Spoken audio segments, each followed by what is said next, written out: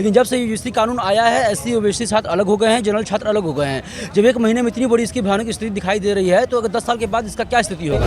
हमें एक दूसरे से बांटने का कार्य कर रहा है ये कानून, जिससे हम एक दूसरे के साथ बैठ न सकें, एक दूसरे से वार्तालाप न कर सके, जिससे भारत में कई टुकड़ों में हम जितने भी जाति के लोग हैं बट जाएं।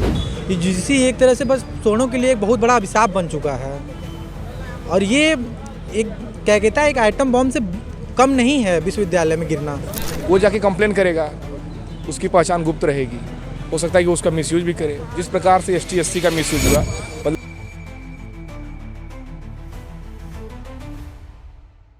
यूजीसी के नए नियम के बाद से ही पूरे देश भर में कॉलेजों में जो है विरोध प्रदर्शन जो है शुरू हो चुका है। अभी हम मौजूद हैं काशी विद्यापीठ में बनारस के, और यहाँ पर एबीवीपी छात्र नेताओं ने जो है यूजीसी के जो नए नियम हैं उसका जमकर विरोध किया है। नमस्कार, आप देख रहे हैं भारत बाइट्स, मैं अभय कुमार। अभी हम बात करने की कोशिश करेंगे, इनसे और जानने की कोशिश करेंगे कि एबीवीपी जो है यूजीसी का विरोध कर रही है कि मौजूदा सरकार का विरोध कर रही है। क्या कहना चाहेंगे, किसका विरोध है? एबीपी से तो हम लोग कोई मतलब नहीं, हम लोग विश्वविद्यालय के सभी छात्र हैं, सबकी छात्र से अपना अपना उनका स्टैंड होगा।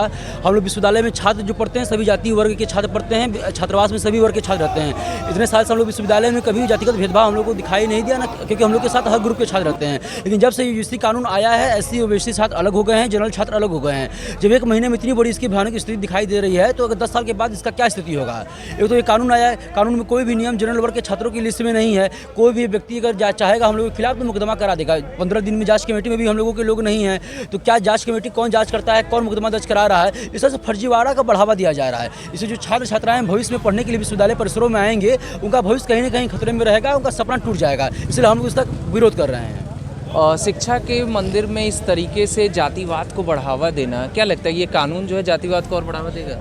देखिए, ये कानून जो है बहुत ही गलत तरीके से लागू किया गया है, जिससे भारत देश में, सिर्फ बनारस विश्वविद्यालय ही नहीं, पूरे भारत देश में हमें एक दूसरे से बांटने का कार्य कर रहा है ये कानून, जिससे हम एक दूसरे के साथ बैठ न सकें, एक दूसरे से वार्तालाप न कर सके, जिससे भारत में कई टुकड़ों में हम जितने भी जाति के लोग हैं बट जाएं।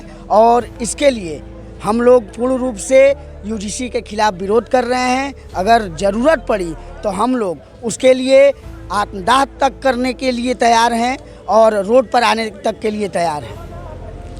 और जैसे इन सभी मामलों में ये कहा जा रहा है कि स्वर्ण जाति के लोग विरोध प्रदर्शन कर रहे हैं, तो कहीं ना कहीं स्वर्ण जाति के लोग जो है भेदभाव करते थे, इस पर क्या कहेंगे? भेदभाव क्या, हमारे विश्वविद्यालय में पढ़ रहा हूँ, मेरे हर जाति के लोग मित्र हैं, दोस्त हैं, साथ में उठना बैठना है। यूजीसी एक तरह से बस सोनों के लिए एक बहुत बड़ा अभिशाप बन चुका है, और ये एक क्या कहता है, एक आइटम बॉम्ब से कम नहीं है विश्वविद्यालय में गिरना। आज यूजीसी के चलते जनरल छात्र अलग हो गए हैं, एसटी एससी के साथ बैठना नहीं चाह रहे लोग, विरोध कर रहे हैं, तो उनको लग रहा है कि हम लोग सताए जा रहे थे, ये कर रहे थे, वो कर रहे थे। इसी के लिए कल हम लोग कचहरी भी जा रहे हैं कमिश्नर को ज्ञापन देने के लिए, और बहुत बड़े धरने के लिए हम लोग बहुत बड़ा धरने की तैयारी कर रहे हैं। यूजीसी को रोल बैक नहीं होता है, इसको या संशोधन करके जनरल वालों को यूजीसी में डाल दिया जाए, और संशोधन नहीं करते हैं तो क्या कहते हैं, इस बिल को रद्द करें। रद्द नहीं करेंगे तो विश्वविद्यालय आज हम लोग बंद किए हैं, जब तक ये यूजीसी रोल बैक नहीं होता है तब तक विश्वविद्यालय की परीक्षा से लेकर शिक्षा से लेकर सब कुछ बंद रहेगा। और हम लोग कल कमिश्नर के यहाँ हम लोग ज्ञापन देने भी जा रहे हैं कचहरी पे, पूरा यहाँ पैदल मार्च निकाल के। क्या लगता है कि विश्वविद्यालय में न्यायालय खोलना किस हद तक सही है? ठीक है, विश्वविद्यालय में हम लोग न्यायालय खोलने का काम नहीं, हम लोग नहीं, जिस तरीके से यूजीसी का नया कानून है, तो एक तरीके से वो विश्वविद्यालय में न्यायालय खोल रहा है कि अगर कुछ भी होगा तो सीधे जो है याचिका दायर होगी। और आप देखिए, ये पहली बार नहीं हुआ है कि विश्वविद्यालय में न्यायालय खुले। विश्वविद्यालय में न्यायालय खुलना अच्छी बात है, ताकि बच्चों में भेदभाव न हो। लेकिन एक ऐसा कानून, एक ऐसे तरीके से न्यायालय खोलना कि मतलब कि एक समाज को आहत करके दूसरे समाज को की हित देखना, तो ये बहुत गलत है। मतलब इससे पूर्व में ब्रिटिश सरकार ने एक नियम लाया था, डिवाइड एंड रूल। ये जो यूजीसी का नियम है ये उससे मिलता जुलता है, क्योंकि कोई भी प्रताड़ित होगा तो वो जाके कंप्लेन करेगा, उसकी पहचान गुप्त रहेगी, हो सकता है कि उसका मिसयूज भी करे, जिस प्रकार से एसटी एससी का मिसयूज हुआ।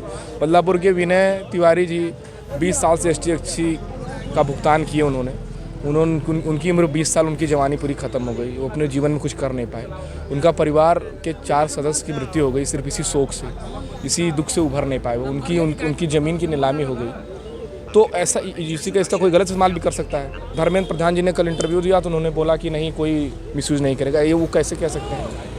कैसे कोई मिसयूज़ नहीं करेगा जब किसी को ST/SC का हाई कोर्ट ने बोला है, देश के तमाम Kerala high court, Allahabad high court, MP के हाई कोर्ट, यहाँ तक कि अभी विनय अग्रवाल जी जबलपुर के हाई कोर्ट के जज थे, उन्होंने बोला है कि ST/SC बिल का लोग फ़ायदा उठाते हैं, मजबूरी में पैसे के लिए ऐसा काम करते हैं। तो जैसा देख रहे हैं कि छात्रों के साथ हम जुड़े थे और इनका ये कहना है कि कहीं ना कहीं SC/ST एक्ट की तरह जो है इस नियम का भी गलत उपयोग होगा और कहीं ना कहीं निर्दोष जो हैं जेल में भरे जाएंगे। और इनका ये भी अब धमकी है UGC को कि अगर ये नियम वापस नहीं लिया गया तो 20 सड़क पर जो है विरोध प्रदर्शन होगा और आत्मदाह भी किया जाएगा। ऐसे तमाम खबरों के लिए बने रहिए हमारे साथ। मुझे दीजिए इजाज़त। जय हिंद।